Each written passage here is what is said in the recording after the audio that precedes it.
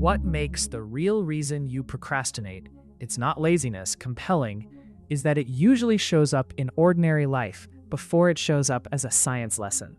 People feel the effect first, build a story around it second, and only much later discover that the brain has been following a fairly legible set of rules.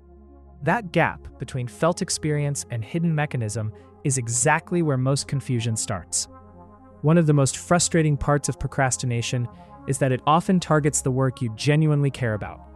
People will avoid writing the essay, sending the proposal, opening the budget sheet, or making the appointment, even while feeling bad about not doing it. That small detail explains much more of daily life than people realize. That alone tells you laziness is not a complete explanation. The brain is not ignoring importance. It is reacting to something about the emotional weight of starting. That is why the feeling is so familiar, while the explanation stays hidden for most people. That is why the experience feels so human before it ever feels scientific. You can feel that pattern in ordinary life once you know what to look for. A task can be objectively small and still feel neurologically heavy if it is vague, exposing, or full of uncertainty. An email that should take 10 minutes can carry hidden questions about conflict, competence, rejection, or what happens if the answer changes everything. Once you notice that pattern, the rest of the topic gets much easier to read honestly. By the time you call that laziness, the brain is already dealing with a threat story that has almost nothing to do with the clock. That is why the feeling is so familiar, while the explanation stays hidden for most people. That is why the experience feels so human before it ever feels scientific. You can feel that pattern in ordinary life once you know what to look for. Procrastination works because the brain can borrow relief from the future. You delay the task, feel lighter for a moment, and quietly hand the cost to a later version of yourself who will supposedly be calmer, sharper, or more motivated. That is the part most self-help advice skips right past. That short-term relief is what keeps the habit alive. The brain learns that avoiding now can feel good, even when it creates a worse tomorrow. That is why the feeling is so familiar, while the explanation stays hidden for most people. That is why the experience feels so human before it ever feels scientific. You can feel that pattern in ordinary life once you know what to look for. Once the everyday feeling is named properly, the rest of the topic becomes easier to understand without melodrama. The viewer can stop treating it like a personal mystery and start treating it like a pattern. That shift alone lowers confusion because the brain no longer looks chaotic. It looks like a system that has been using the same rules all along. Now we can leave the surface feeling and move into the machinery. This is where the topic becomes more useful because the brain is rarely behaving at random. It is prioritizing, predicting, conserving energy, or resolving uncertainty in ways that make sense once you can finally see the moving parts instead of just the side effects. At the brain level, procrastination is often less about productivity and more about emotional triage. If the task triggers dread, uncertainty, shame, or anticipated failure, the nervous system looks for a faster way to reduce that discomfort than actually beginning the work. Once you notice that pattern, the rest of the topic gets much easier to read honestly. Scrolling, cleaning, snacking, research spirals, and fake preparation can all become mood management tools dressed up as reasonable choices. Once that machinery is visible, the phenomenon stops looking random and starts looking predictable. This hidden layer is usually running long before people have words for it. That is the invisible part of the process most people never get shown. The start of a task is unusually expensive because the brain has to resolve ambiguity before it can settle into action. When the next visible move is unclear, the mind keeps reopening the same question instead of crossing the threshold into momentum. That is the part most self-help advice skips right past. That is why clarity matters so much.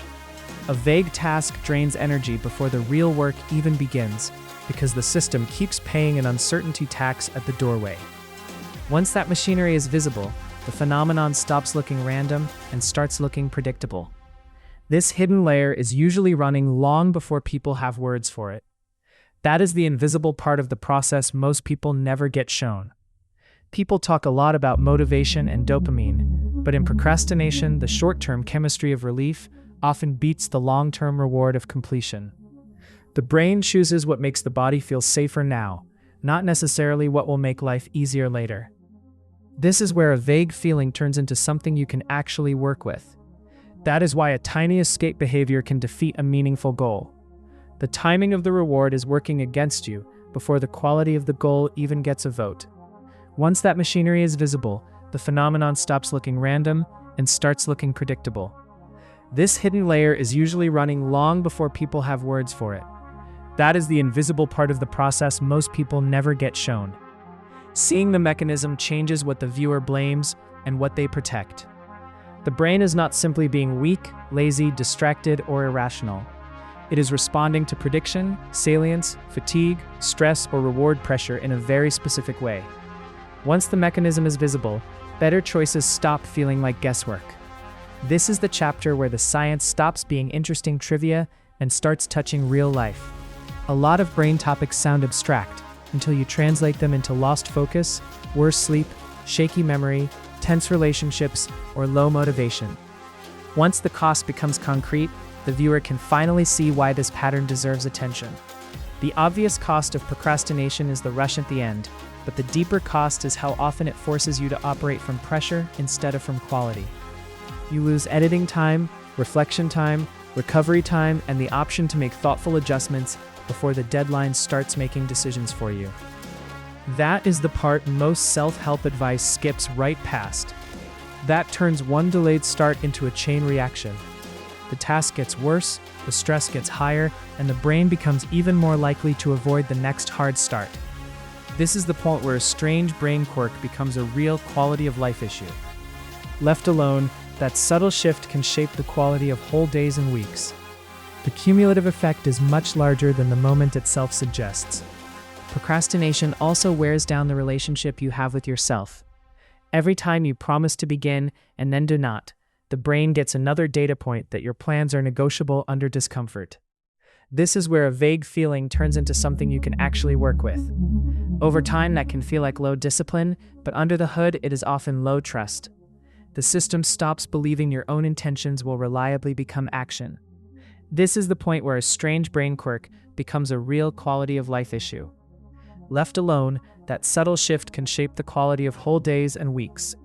The cumulative effect is much larger than the moment itself suggests. Once avoidance becomes familiar, it rarely stays inside one category of life. The same pattern can show up in money, health, relationships, difficult conversations, and every task where the first move carries emotional exposure. The brain is usually being efficient here, not dramatic. That is what makes procrastination expensive. It's not just a scheduling quirk. It can become a general way the brain handles discomfort by making the future pay for the present. This is the point where a strange brain quirk becomes a real quality of life issue. Left alone, that subtle shift can shape the quality of whole days and weeks. The cumulative effect is much larger than the moment itself suggests. This is why the damage often feels small moment to moment and large in hindsight. Brain friction compounds quietly. Minutes get lost, sleep gets lighter, motivation drops, conversations get harder, and the person slowly adapts to a lower quality baseline. Naming that cost clearly is what makes the science worth caring about. By this point, the common explanation usually looks too small. Brain topics become more useful when we stop moralizing them and start modeling them correctly. That does not make the problem disappear overnight, but it does change which lever matters and which advice has been wasting the viewer's effort the whole time. A lot of advice tells people to wait for motivation, but motivation often arrives after the nervous system realizes the task is survivable. Once you start, uncertainty shrinks, the shape of the work becomes clearer, and the body stops reacting to the task as if it were still an unentered threat. This is where a vague feeling turns into something you can actually work with. That's why the first few minutes matter so much. You are not only getting work done, you are teaching the brain that beginning is less dangerous than it predicted.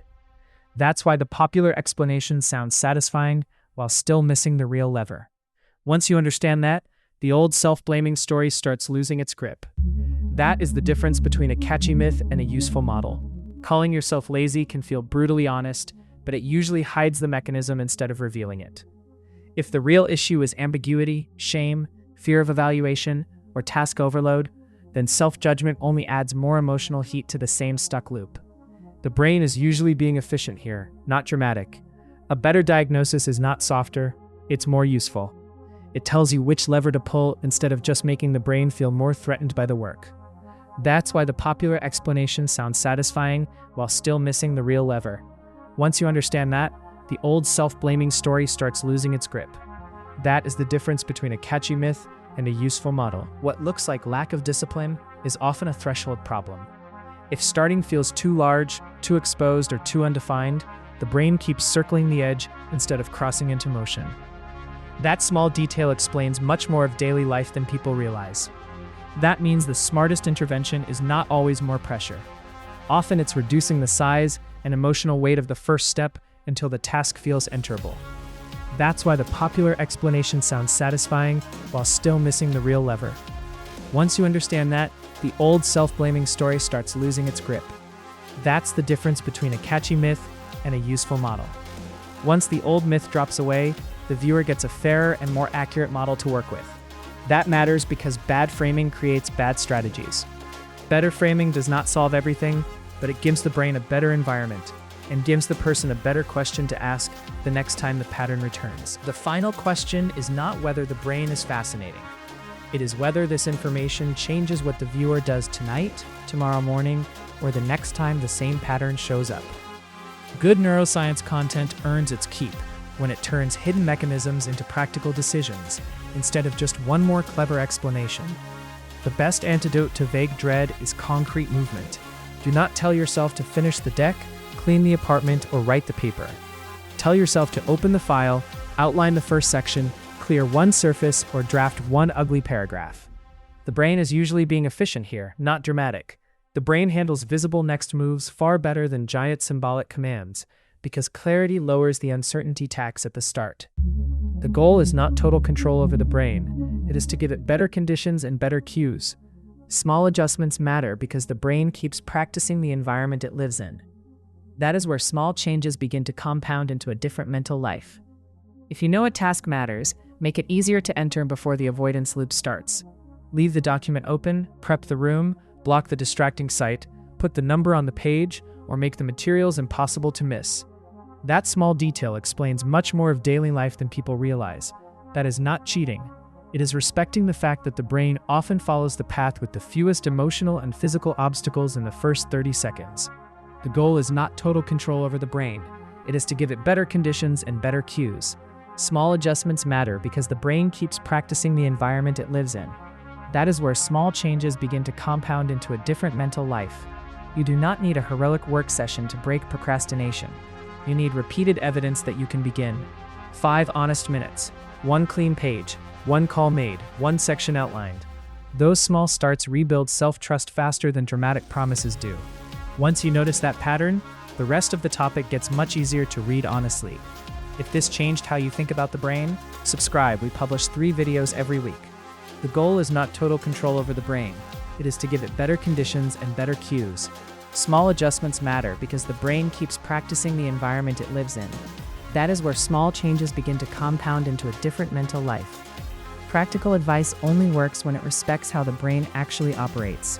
The point is not to overpower biology with intensity.